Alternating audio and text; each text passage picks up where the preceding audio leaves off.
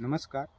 અત્યારે જે છે શિયાળાની જે શરૂઆત થઈ ગઈ છે અને ઠંડી જે છે ધીમે ધીમે વધવા માંડી છે, તો આપણે અત્યારે ખાસ મહત્ત્વની વાત કરીએ કે દાળમાં શું શું ચલાવી શકાય. તો વાત કરીએ તો જે સીવીડ છે, જે આપણે ડ્રીપમાં આપી શકીએ. જે સીવીડ છે, એક તો આપણા જે છે એ સ્ટ્રેસમાં જે છે જાળી અને કામ કરે છે. આ સિવાય ફોલિક એસિડ ચડાવી શકો છો. આ સિવાય જે સલ્ફર આવે એનો ઉપયોગ પણ કરી શકો છો. સલ્ફર જે છે એ જમીનને ગરમ રાખે છે. આ સિવાય જે છે એ સલ્ફરને કારણે જે છે બીજા ન્યુટ્રિયન્ટ જે છે એ સારા અપટેક થાય છે. આ સિવાય સલ્ફરને કારણે મૂળની વૃદ્ધિ પણ સારી થાય છે. સલ્ફર જે છે આપણે વાત કરીએ કે જમીનનું બંધારણ પણ સુધારે છે.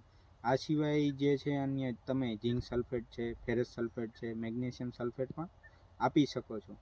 આ સિવાય જે મહત્ત્વનું જે આપણે શિયાળામાં જે છે અમુક જે માઇક્રો ઓર્ગેનિઝમ કહીએ એ ઠંડીને કારણે સુસુપ્ત થઈ ગયા હોય, તો આના માટે જે છે તમે જીવામૃત બનાવીને પણ આપી શકો છો. જીવામૃતમાં જે આપણે ગોળ ને જે છાણને ઉપયોગ કરીએ છીએ, જે છે એ પણ જે છે જમીનને ગરમ રાખે છે, જેને કારણે જે છે જમીનમાં રહેલા જે જીવાણુઓ હોય એ એક્ટિવ થાય છે, જેના કારણે જે છે એ આપણે ઝાડમાં પીડાશ ઓછી આવે છે. આ સિવાય ઝાડ છે એ સ્ટ્રેસમાં નથી જતું, તો તેનાથી જે છે આપને ઘણા બધા ફાયદાઓ થાય છે. આભાર.